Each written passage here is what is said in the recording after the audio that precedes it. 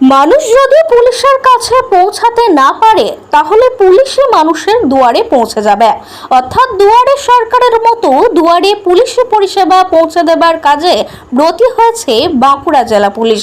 সেই ভাবনা এবং স্থানীয় মানুষজনের দীর্ঘদিনের দাবিকে মান্যতা দিয়ে সোনামুখী ব্লকের পাঁচাল গ্রামে একটি পুলিশ ফাঁড়ির উদ্বোধন করলেন বাঁকুড়া পুলিশ সুপার বৈভব তেওয়ারি।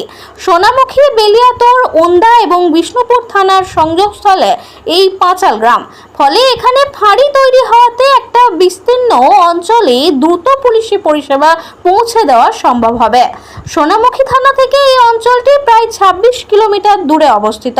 তার উপর দুর্গম জঙ্গল ঘেরা রাস্তা, তাতে আবার হাতির উপদ্রব, ফলে মানুষ তাদের প্রয়োজনে সোনামুখী থানায় যেতে ভয় পেত। পাঁচালে পুলিশ ফাঁড়ি হওয়ায় মানুষ তার হাতের কাছে পুলিশি পরিষেবা পেয়ে যাবে। পাঁচাল গ্রাম পঞ্চায়েত দপ্তরের উপর তলায় নতুন ফাঁড়ির দপ্তর হয়েছে। গত 9 সেপ্টেম্বর বাঁকুড়া জেলা পুলিশ সুপার বৈভব তেওয়ারি উক্ত নতুন ফাঁড়ির আনুষ্ঠানিক উদ্বোধন করেন।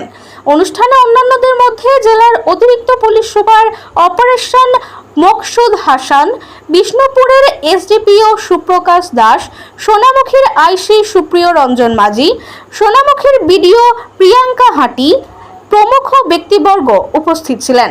এই ফাঁড়িতে আপাতত একজন সাব ইন্সপেক্টরের নেতৃত্বে 5 জন কনস্টেবল মোতায়েন থাকবে। এই ফাঁড়ি চালু হওয়ার ফলে এলাকার মানুষের দীর্ঘদিনের একটি দাবি পূরণ হলো।